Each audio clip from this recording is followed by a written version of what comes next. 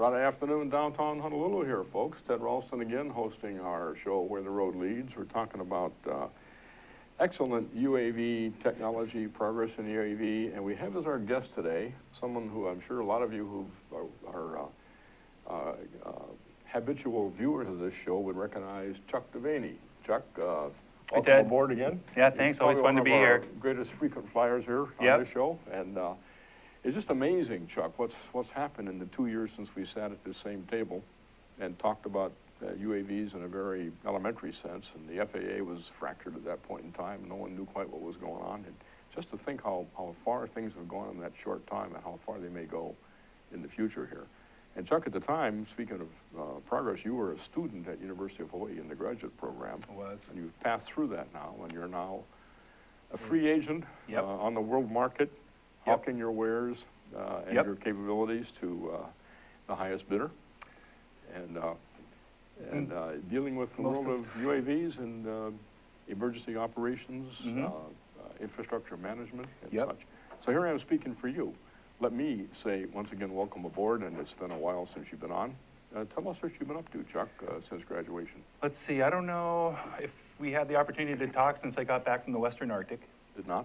So I spent a couple of weeks up in the Western Arctic. We trained some of their national park people. There's some GIS people, some of their landscape ecologists. This would be Canadian government people? Yeah, sorry. So that would be the Canadian government. So yeah, we were up in a town called Inuvik, which is right at the end of the Dempster Road. There is no more roads that go that far north. Well, at least not yet. So you were up north, like how far north, like 50 degrees? 69 degrees north latitude. What month was this? This was June. June. How warm is it at 69 north in June? Anywhere from 45 degrees to about 70 degrees. No kidding, 70 degrees that far north? That far north, and the sun doesn't go down for 24 hours a day. It's great for flying, isn't it? It was great for flying, but it was kind of amazing to see people out playing golf. They have a small golf course there at, midnight, 1 o'clock in the morning, or walking back from a restaurant at 9:30 at night to have the sun just beating on your back. Margie and I were up in northern Alaska at one point in time on July 3rd. July 4th happened at 12:01. The parade begins at 12:01, the July 4th parade. Yeah, the sun's up. Broad daylight. Yeah, right. Exactly. So that was a great experience. It got them kind of enabled. They're going to use it for a lot of the monitoring of some of their data collection sites, some of their campsites within the park systems themselves. So they're using drones or UAVs to manage natural resources, Yes. manage invasive species, manage weather-related issues. What's that? Caribou herds. So Really? they're kind of tethering, or some of them are already collared, so they find those animals that are collared, and then they go try to take a population count using UAVs. Are they using fixed wing or? They're using both. I trained them in both. They have the X8 model, which is similar to this one right here, only it's got 8 props and an X configuration, so it's a bit of a heavy lifter. About 18, 19 minutes of flight time at best, and then they also bought a fixed wing, an X8M fixed wing, and that's got more of a closer to about 45 minutes. Cool. Speaking of that, when we start talking about particular models and technology, folks can contact you through the station here. The Twitter address, folks, for questions to Chuck or the station or myself, whoever, is @ ThinkTech HI. So @ThinkTech HI, all one data string. And let us know what you would like to ask Chuck about his experiences in the north, experiences in the south, or soon-to-be experiences in the Pacific Rim, far west of here, as this capability that brought to us by unmanned air systems, drones, which I think we're going to call them drones. I don't think we're going to escape it. We're not going to get out of that, right? No. It's a drone. And tell us about this one you have on the table here. So this is a 3D robotics product. It's called the 3DR Iris Plus. It's a quad rotor. It's designed to carry a relatively small payload. Quad rotor meaning it's got four motors. Four quad meaning 4, yeah. And it's also in an X configuration.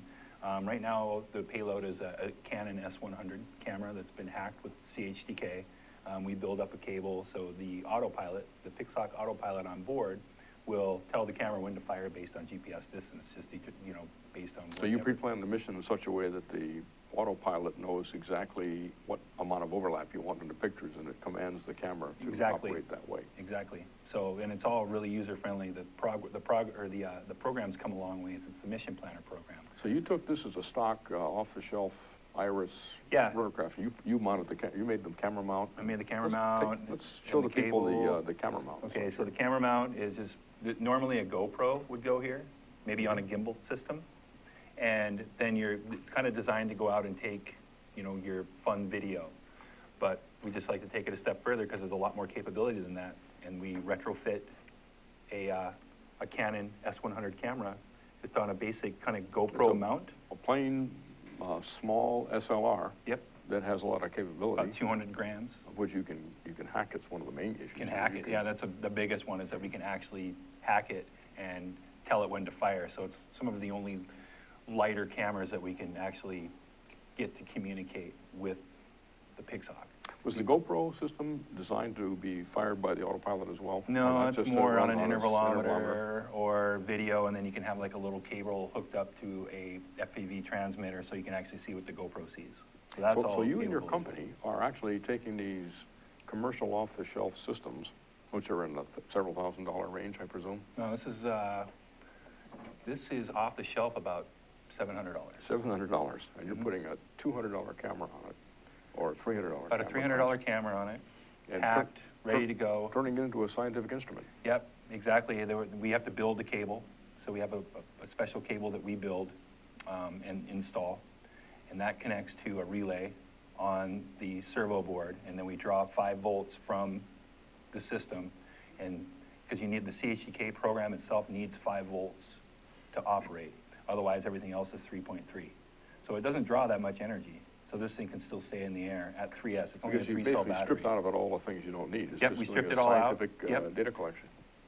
So we work with a company now called Event 38 who take these and make mappers out of them. So we don't have to do that. We can just use them as a reseller. So they handle all the tech support and so on and so forth. And then what we do, the name of our company is called Ready to Drone. We're in Ready to Drone, folks. Ready to Drone, and you're here in Hawaii. We're here in Hawaii. We're all over the place. We have people in Indonesia. We have people. So it's a virtual company distributed, connected by the internet. Exactly. There's 6 of us. Bunch of people like you who can get in here with your soldering iron, your exactly. screwdrivers. We all have. We're all. Most of us are ecologists or geographers. We've all been to grad school, and we are all map makers. And just figured out how to use these as tools. And then you know how it is, you just get rabbit holed, and all of a sudden you're tearing these things apart, and you're learning this, and you're learning that, and you're making this mistake, and 4 or 5 years later, voila. But during that time, while you're online in your little virtual playpen trying to figure this out, you find those other people who are doing the same thing. And we just... Connected by the internet, connected by the internet and such. We decided to come together, and we formulated this business. And it's been going pretty well. So how do people contact you if they would like to ask you a question? You can go to readytodrone.com. Ready to Drone, like the number 2. Nope. T-O. T-O. I wish I could write this down and show it. But right, hold it right here, folks. It's Ready to Drone. Readytodrone.com, and then you can put in an inquiry, and then I get that email, and then I can contact you. Okay. Ready to Drone. Readytodrone.com. Okay. We're going to have a store up. We've got a fixed wing model that we resell for Event 38 called the E384. About $2,800 gets you into the base model, and then we offer training on top of that. Same payload as this? Same payload, but we can do custom stuff. So we can make complete custom units as well. We have a wing version called the X5 that we've been building up quite a bit as well. And we've got it to be able to fly about an hour, carrying the same payload. So it's a smaller unit. More compact. Take a look at that screen. What do you think? ReadyToDrone.com. That's it. That's the one you want to use? That's okay, that's a good one, nice. folks. ReadyToDrone.com. Yep, ReadyToDrone.com. That's it. So just check that out. Now, here's another thought for ReadyToDrone.com.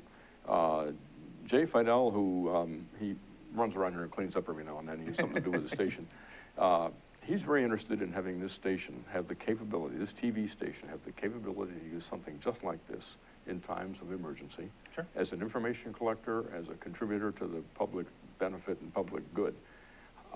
We'll talk about 333 exemptions on the next segment of the show, but how would we take something, how would we get, I guess what Jay should do is Jay, are you there? Just send an email to readytodrone.com, and let's see what we can do about getting this kind of equipment. This would be perfect, I think. Yeah, so easy. And you could actually adapt this to get the video feed as well. You don't need just the stills. You can. Well, if it's for, a lot of people like video as a as a starter. So like for first response stuff, people don't really care if it's like super, like precision. Where's the accurate. smoke? Where's the not smoke? Exactly. Right. Is the bridge there? Is it not? Yeah. Is the building there? Is it not? So video is fine. So a GoPro might be plenty because Okay. it's still taking those still images. So something like this with a GoPro on it, it was $1,000 if you add them up.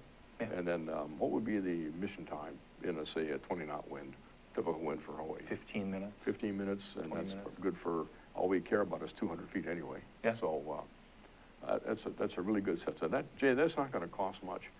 You could take it out of my salary for a week, and we got it covered, and then take it for another week out of Zuri's salary, and we get a whole mobile kit to take it But out don't on take the it out road. of my salary. Yeah. And we'll get you 333. Yeah. We'll talk about that after the break here. But Jay, we're getting real. Yeah. Here's the equipment. In fact, Jay, if you $1,800 were- bucks. If It's Jay yours was to get right on now. his cell phone right now and type in readytodrone.com, he could own this little puppy right here on the table tonight. Actually, I sold this to UH already, Okay, but Jay, not gonna work. maybe the next one. that Next comes one, in. okay. Next Yeah, one up, Jay, is $1,800 yours. we can get you into something. Okay, $1,800, and then the time and effort required to get the 333 exemption. Yes, And some training, you'll throw in training for free, right, for Jay? just for Jay. Just for Jay, Just for okay. Jay only. Okay, and we're set to go. So an email to readytodrone.com Readytodrone.com. will open that door. Yep, and we can get a quote. Why get What we one should when you do can get is, 4? oh, let's do that, and let's follow the learning experience as this whole thing develops.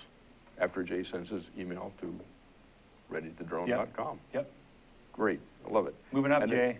Yep, and then now we'll have to talk about all the legalities and the Right. permits and the Right. MOUs and such that are required to operate this. But you know, last weekend, Marty and I were in Hilo at the state outrigger championships, and one of the commercial operators already has his exemption, was there, Tim Lerma. He was on the show in fact, he was on the show that Friday, and then Saturday we had the race. And I was impressed by how it's possible to work effectively with the regulating agencies, being in this case the State Film Commission and the FAA, and get up and running in a very short time. So everybody wants to take advantage of the capability, and yet needs to be protective of getting hacked or getting somehow made into an adverse factor. But it's out there, it's working. And the outrigger canoe race was videoed by something very much like this. It was DJI Inspire with a gimbal video camera on it. And nobody had any problem with that. It worked. We were under the Hilo traffic pattern with proper coordination with the Hilo airport, and everything worked. So more and more we're going to see this sort of thing penetrate into the infrastructure management, event management and such. We just have to do it in a way that's careful and protects people, protects their privacy, protects from injury on persons or property and such like that. Ultimately protecting the hobbyist as well. Hobbyists we need to absolutely not follow them up. Yep. They have their own area of operation which they care about and they're protective of, which as they should be. In fact, you would never, in a civil operation, you'd never interact with that bunch. They're at the model airplane field, but not out where you are doing work with the sugarcane companies or the others that are looking at landform measurement or that sort of thing. So, in fact, let us pick up a couple of things after. Let's go ahead and take a break. This break you've long heard about, and get back and talk about the image analysis that is capable of something as simple as this. I hate to say it as simple in a demeaning way. It's not simple. It's practical.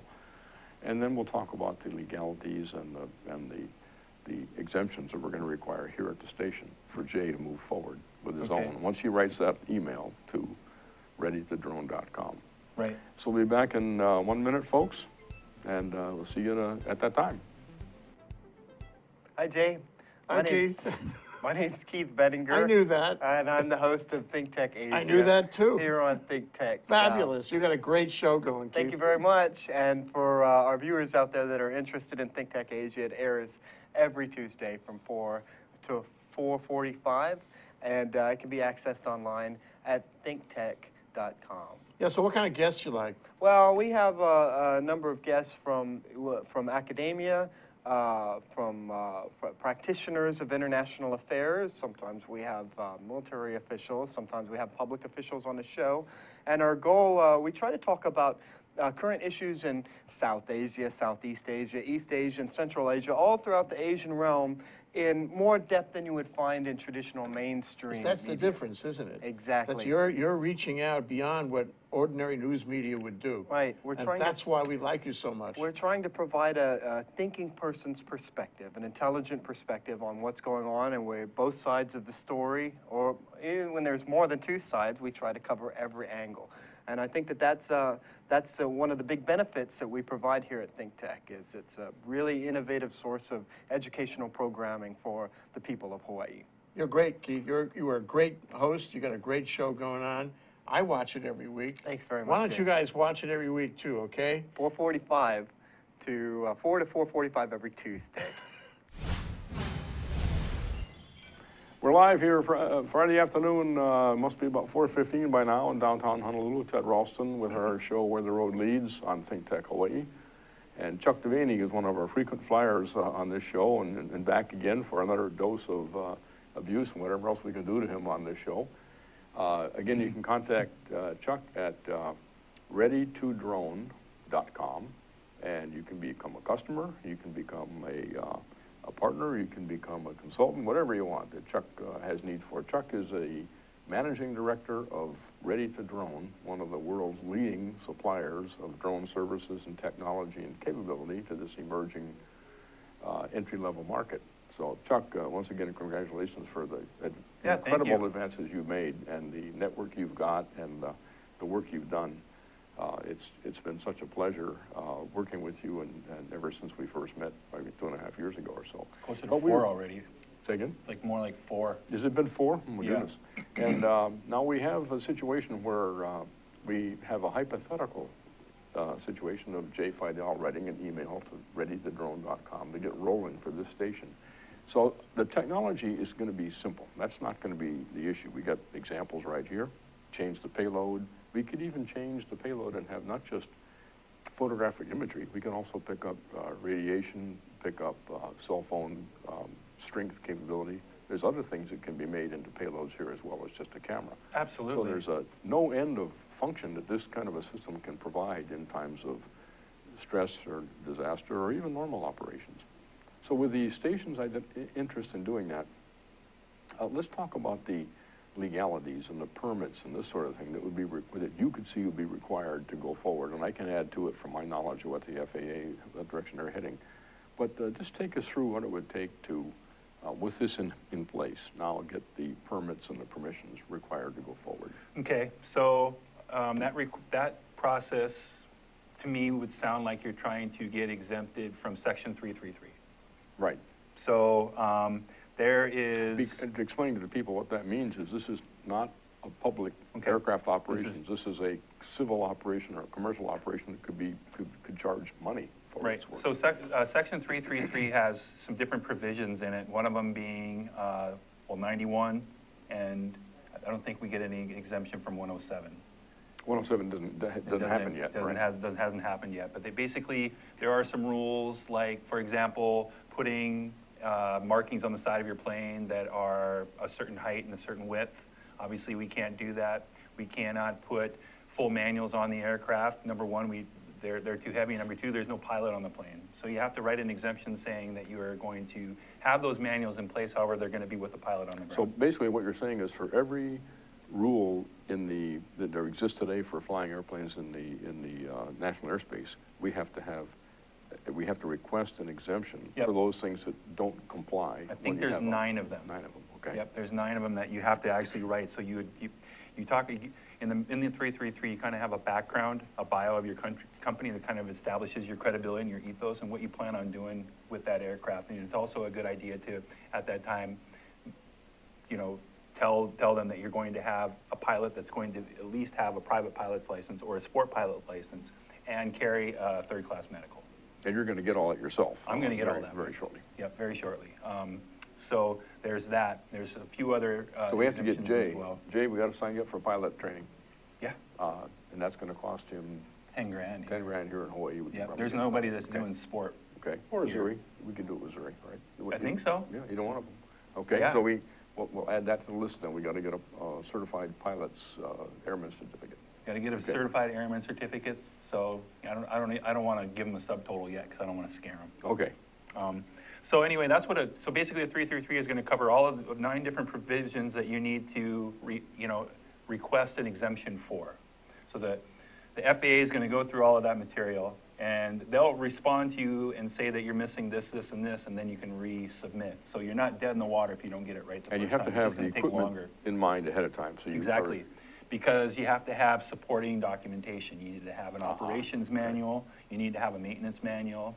It's good to have a training manual as well, and we've discovered there's a couple of different white papers out there that kind of highlight and talk about what people use in industry for larger 55 pounds and over unmanned aerial systems as well. So you have a lot of reference material you can pull from Yeah, to construct what you're.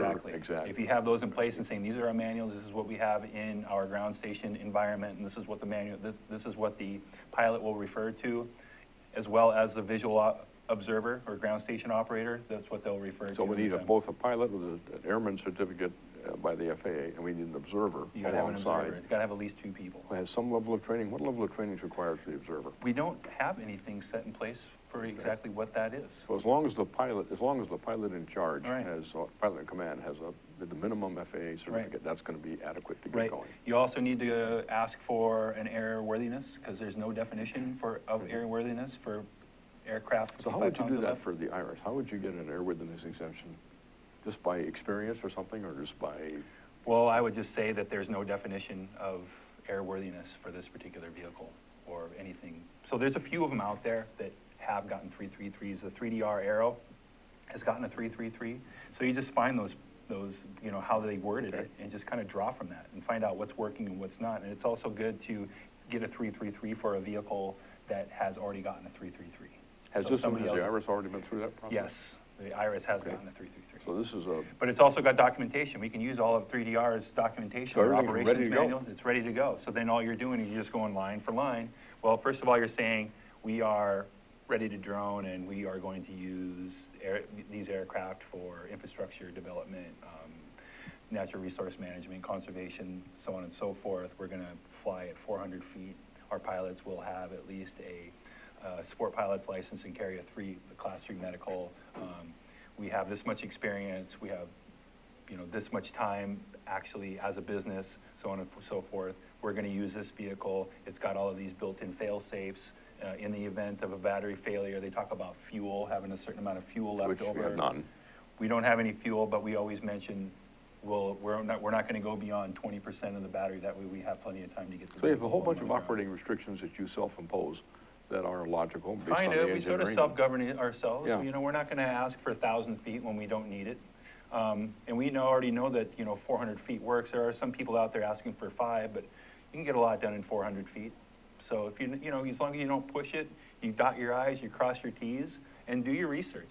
Everything's public. You can go to regulations.gov and type in 333, or they actually have a specific docket number that you can copy and paste in there, and then it'll kind of give you all the So for different processes. going where we are right now with the idea that something like this would fit what this station needs, and the documentation that exists, the 333 exemptions that have been applied for and such, what level of effort would it take for this station to actually go ahead and process that information into a petition? I would, first of all, pick your platform. He hasn't even bought a platform yet, so we need to make sure that, if he wants to use this platform or a Phantom or an Inspire or whatever, then we get those on the way. We understand the documentation that comes with it. On that issue of the product, without advocating any particular manufacturer or system. You like that, have be to careful have about an that, OEM. You got to have some sort of established original equipment manufacturer. So Okay, we that's like to build our own something stuff, that's- right? Yeah, so how do you deal with it? We don't know. We actually so I've been working with Resource Mappers Hawaii and working with IM, and we actually ended up having to buy an Aero. So we have to use the Aero as our flagship aircraft if we do any commercial work, because it has an original equipment manufacturer's stamp. So whenever we refer to any issues or modifications or whatever, we need to be able to send that thing back. So you have to have a basis of credibility. You have to Exactly. have credentials. You have to Yeah. have a track record of some kind. and Exactly. a manufacturer that's already an established manufacturer provides all that. Exactly. So just choose wisely. Right, but if you get it and you start changing a bunch of stuff in it and you have a Okay. problem, it's expected that you're gonna be able to send that unit back to the manufacturer just the Okay. way that they sent it out. Otherwise, I think there's probably a way that you could do it, but you need to log every single change, and you should be doing that anyway. So there's probably several different systems that Jay could pick from for the station here. Not necessarily just the iris you're showing here, but others that might have sort of defined the path of least resistance. Yeah, so And, the Phantom's gonna be one, Okay, and there's support here for him. Especially if he's just gonna go up and go check out the skies in the event of a disaster or whatever, some sort of humanitarian application. You don't need anything big and fancy. You need something that you can take out of your back seat and throw it up in the air. And it's gonna Okay. send you a video so signal. we start down with, so this, that- with the minimum effort, right? Start Right, with so it's gotta be minimum effort. It's gotta be, This is one stage beyond that for a little bit higher level of professional. right, yeah. So, I use. mean, it's got a lot more capability. With that capability comes a little bit more responsibility because you can mess up a lot more stuff. You Okay. have access So to we go mess with the up more. simpler, the better, and the Simpler, simpler, the better. robust, and established manufacturer. So that kind of limits the field to what would make sense. Mhm. Then with that in mind, again, is it 100 hours work or something like that to put together the documentation and assemble it into a legal-looking petition? I don't What think would it's you- 100 hours anymore. I think Okay. they've got it pretty well figured out. Like back in the day, they were charging $10,000, $12,000 Mhm. for one of those documents. Can't get that anymore. They're easy. There's too many of them out there. They're down to like 8 or 9 pages worth Is of it like material. do-it-yourself law? Can you go ahead and do it yourself, or do you have to go through Well, a law they- firm? Or? No, you You can can do it just- yourself. Do everything yourself. Great. And FAA doesn't want to hear a bunch of different interpretations. They want to hear what they need to hear. they'd like to have the same one again and again And again and again. And when they start seeing, like, if they recognize the documentation, the supporting documentation, all the manuals and stuff, they recognize that. Things go faster when they say, oh, well, we already know it. We've already seen the arrow manual. And then know we have that. to, of course, obey what we say we're going to do. So We that's have to the other obey that issue, what we say which- we're gonna do. Exactly. And as a pilot myself, I certainly recognize that attitude within the FAA. Let's get standards, and then let's obey those standards. Exactly. And generate reports or whatever is Right. required if the standards have if you have a problem sometime. Exactly. So there's a documentation and a reporting requirement that goes with this operation. I think so. I think, or at least you have Yeah. to reapply.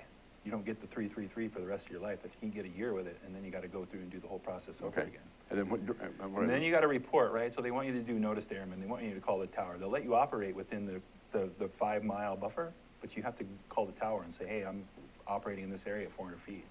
I'm so-and-so. And you have to, of course, have provided them some documentation ahead of time, I would think, that says that, tell them what you're going to do, and now I'm actually doing it.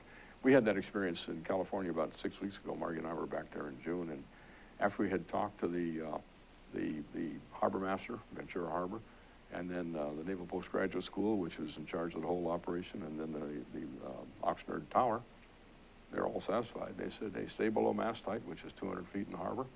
Call us when you start, call us when you're done, and no issues. Well, remember the lady from the FAA, that, I Yes, forget her name, right. and she said, we want your name and we want your number. Yep. And that's it.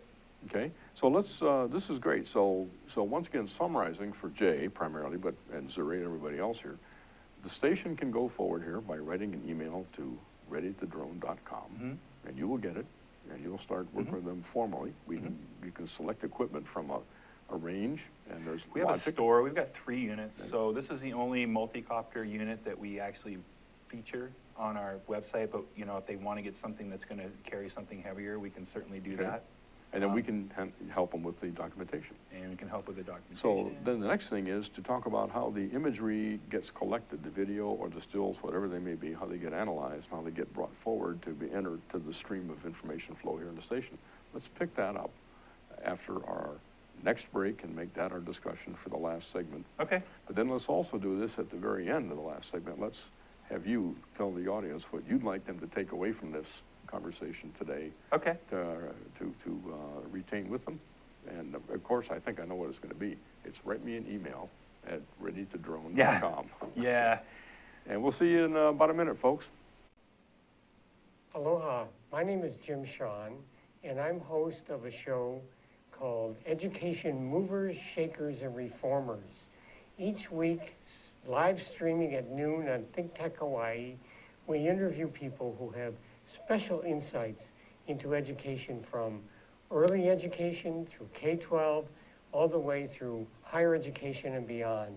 Both public and private are areas we're interested in. We dig deeper. We try to find out what it's really like to be involved in making change, advocating for it, how you reform, what people's philosophies are in reforming it. As I said, we're live streaming every Wednesday at noon on ThinkTech Hawaii. And later on, you can find these interviews on YouTube and on the Hawaii Educational Policy Center website. We hope you join us as many times as possible. Aloha. Red light time, folks, here in downtown Honolulu. Ted Ralston. Red light, as we talked before with Jay, only in this business does red mean go.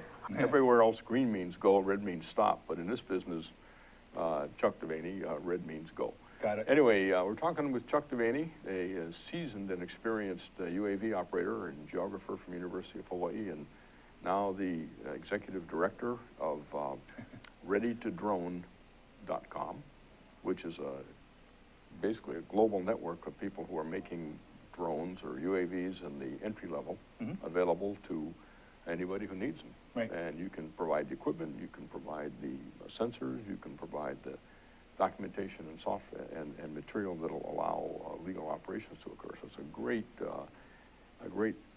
You can design your road workflow. path you've been on here, Yeah. Chuck, and it's really fantastic. So we talked at the first segment about just the technology and how that's moved forward. We talked in the second segment about the rules and such, rules of the road with the FAA, and we haven't talked about state and local rules yet, or landowner rules, but they exist. We'll talk about them a little bit. But the imagery extraction is the part where the value really is here.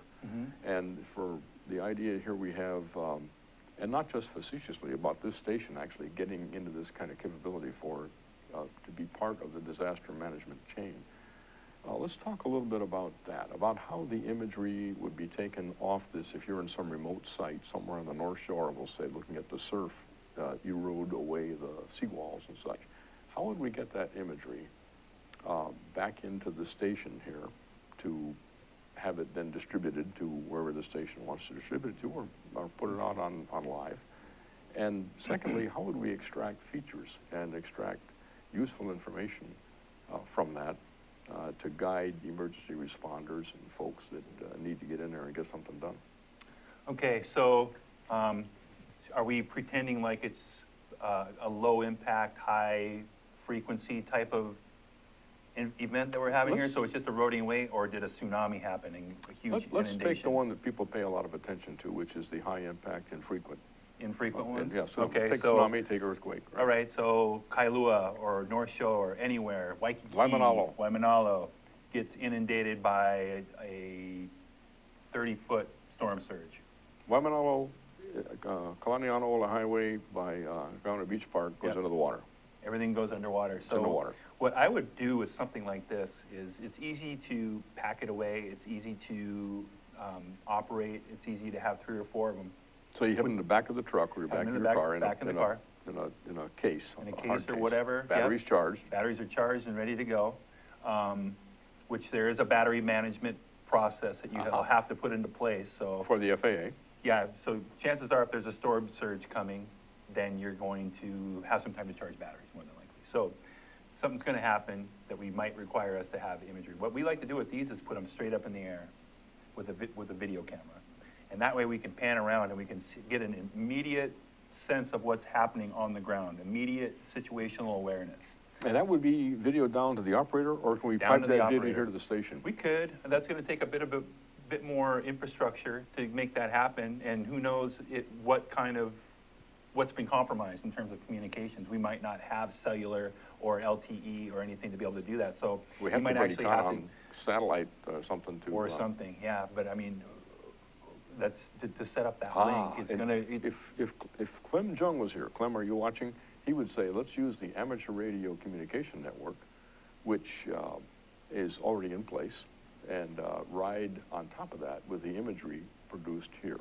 like embedded in the signal or something? Well, we got to figure that out. There's the amateur radio has TV as well, so we'd have to use probably an amateur radio TV methodology of some kind to get the information. If there would be a way to bounce 5.8, because you'd want to use 5.8 with these, you couldn't use 1.3.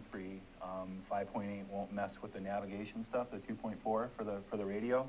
So you'd need to figure out like some sort of repeater system to get it down, or otherwise you just record everything to a DVR, and once you're done, you just hand deliver that. That's to the 15 minutes station. later, so that's probably, if we can get it from the ground station in Waimanalo to the station here, that's going to be the challenge. But you know what we'll do? Let's just take this problem to the amateur radio gang. In fact, this is a turnabout because at the two drone club meetings ago, the amateur radio gang under Clem came and said, hey, how can we help, how can we crowdsource information from systems like this and use the amateur radio network to get the information to responders and where it has to go. So we'll take the problem back to them and see how we would do that. So one way is to physically transport it through the micro SD card. Right. Another way is to get it on some kind of a link that'll get back here to the station. A third way to the station, and then bring that information forward. Exactly. Is there degradation in the signal? Signal quality gets degraded or gets affected by noise or interference Sure. as you get away from the, Yeah, as you get and there's range issues as well. range issues. So you got to just stay within those ranges. Got to stay within the range, you know, it's 5.8. Some of the systems you can get out there pretty far, and then of course they have more, you know, unidirectional or omnidirectional antennas, like Yagi type antennas that you can reach out a little bit further. But you probably want, in a disaster situation, you want to try to keep everything as simple as possible. So with a system like this or the various DJI products, everything in the $1,000 range, you've got what, maybe a quarter-mile radius, something like that for of operation that's reasonable?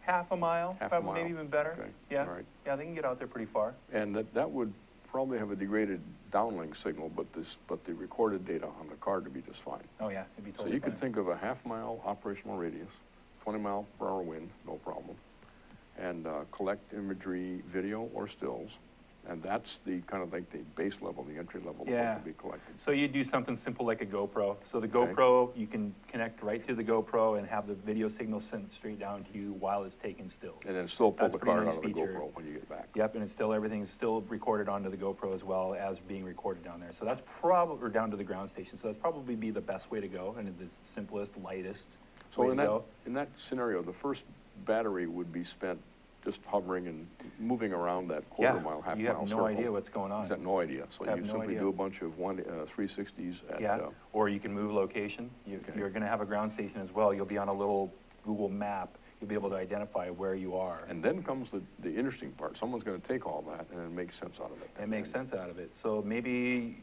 you identify an area that's gonna be more conducive to maybe start a fixed wing operation. So what you'd probably need, thinking about it, is you'd need some local experts who understand what the area looks like, because people have a tough time relating to lat and long in terms of GPS coordinates and such. So I really think that there needs to be a little HUI or a little group or a civil air patrol of drone pilots that Yeah. are available, you know, whenever they can be. And in the event of a disaster, they kind of like call in and say, hey, I'm here, I'm available. we get the pilot crew that way. Yep, But we kind of need- like the humanitarian UAV network. We've identified a bunch of pilots that we can call upon in the event of a disaster. And then we need local specialists or people in town, in Waimanalo, for example, who understand what Waimanalo looks like, because we have no imagery of the before. Exactly. And so we need to understand what has happened. Right. And so that means people looking at the imagery in a way that's useful to them. Video is interesting. Stills are a higher level of analysis and this sort of thing. So we'd have to think in this thing through in advance. With the station here, we'd have to come up with sort of a protocol, or Right. an order in which we do this, and then do some training. Oh, yeah. And this goes back to NDPTC, our other friends right down the street here. This would be a perfect piece of the kind of work they do. Right. You know, even that first couple of batteries, you go up and you're just kind of driving around trying to get a feel for what happened after the disaster. You can be radioing and saying, you know, we're on Sure. Kalanianiole Highway, and this bridge is out, we can't Or access even this better yet, person. have the local folks who understand this express it their way, looking at your display. Whoever's available. Yeah. you know, who knows what that's gonna look like after a 30-foot And then go back and do storm it 3 hours later and 6 hours later and do it. And by from, that time, you know, we could have identified a football field or better that has, that hasn't been destroyed. And we can call up IAM and whoever else and say, can you charge everything you got and meet us at this football field? We're gonna launch and recover So fixed-wing it's aircraft. a bit of a directed crowdsourcing of capability to come into Yeah, the game. you know, there's gonna be a lot of people out there that are gonna have multi-rotors that will be available, and we should know who those people are and be able to call upon them in the event of a disaster, if they're available, if they choose If they to do choose so. to, they may want, not You know, want to. some people just can't handle that, you know, it's just too much, so, and that's fine too. And of course, the big part of that is we have to totally coordinate with the Air National Guard. Absolutely. And even the tourist Coast helicopter Guard. services and anybody else who might be flying, which probably requires a discussion ahead of time and an MOU and some means of how this will be coordinated. It would be nice to develop that system, absolutely, especially here in Hawaii. Right here in the station. Yep. Let this station take the lead in that regard. Jay, Jay, you have to write an email to Haven't gotten an email yet, Jay. readytodrone.com. Well, you haven't looked at your phone since That's you started true. the show here, so Chuck, it may be there. So this is a incredible turn of events, an incredible point of concentration this has all come to. This effort you've put forth over the last couple of years, the learning that went on, the work at school, the work with the network that you've generated and developed here, and the spirit that doesn't understand what no means. It's in there somewhere too, Chuck. And I really want to hand it to you for doing such a superb job of way here for us all. And what we got to do is take that leadership, that understanding, and that knowledge forward into the station here, and run a real, true for life experience. Now we added up the numbers. You beginning to throw some numbers out earlier. A couple $1,000 for the equipment. yeah, one bird set up, ready to go, $1,800. Probably Plus ought to some have shipping. two just to be on the safe. Oh, why not? And have Yeah. a backup. So Mhm. say $5,000 for equipment, another 10 grand to get a pilot's license, and then some supplementary materials like extra batteries and. They got a generator. pilot. Yeah, that's right. They do. There we go. Yeah. This one's not getting any younger. Oh, you're going to be a pilot. I'm in gonna be a short time pilot anyway. soon, So so yeah. the pilots we can get them. Pilots are easy, especially if you just teach them how to fly a multi-rotor. Yeah, I'm talking about certified FAA pilots, Right. which we need to think about for the next couple of years. And by the way, that's going to change rapidly when FAR 107 comes into the game, and it's going to be required only to have a basic knowledge, a basic aeronautical knowledge, not necessarily a pilot's license. The reason for the pilot's license is so that the UAV people can put in their heads what the pilot flying through is doing and what he's thinking about, how he reacts. In fact, I noticed something when we were in Hilo last week. Tim Lerma's operation. They have two licensed people, and then there was about 4 that were part of the video team. One licensed person is flying the airplane. The other licensed pilot got one job on the radio. She's listening to ITO, which is Hilo International, and she's reporting at the right time in the right lexicon, the right set of words, so that the tower can understand her. And if any need to HCF was occurred, she'd take care of that. So just breaking it down into simple operational things that others in the network can understand is what it's all about. And I did say I'd ask you to think of what you want the world to take away from this conversation after the end of this last segment, which we're coming to in the next 30 seconds, and Zuri will throw us out of here in a minute. Jay right behind her. What Chuck, one of our most frequent flyers on this program, what would you like the public listening to this, watching this, to take away as your main message, besides write me an email at readytodrone.com? Okay. These are dangerous. Please fly with safety and responsibility. I know everybody's trying to go out and get that ultimate shot, but if it's going to put people in danger, please don't do it. I'm not sure if Governor Ige is even over the Lantern Festival yet, but it just makes things harder for us. So everybody obey the rules, and if you don't obey the rules, your effect is hurting everybody. Yeah. So obey the rules. We all need to be stewards of our industry. And we can generate that leadership here at the station and do this in total transparency with the ThinkTech Hawaii drone air fleet. All right? Sounds good. Next time, Chuck, we'll Yep. we'll have you on and we'll have these systems. It'll say an N number and say ThinkTech Hawaii on the side. You don't have to have the N number on them anymore. That's part of the Really? Yeah, the section. All right. Yes, it's in the same provision as the manuals, is having the markings on the aircraft. They'll take them off. You don't have to have them. Great. Okay, we've come to the end of our segment. Chuck, once again, I thank you Yeah. so much for Thanks, Ted. coming Thanks on for having and me. for being such a partner all this time. And folks, we'll have, I think we'll have Tim Lerma on from Levanui, which is the Hilo operation, next Friday. And we'll look forward to seeing you again, folks, and send us all your tweets.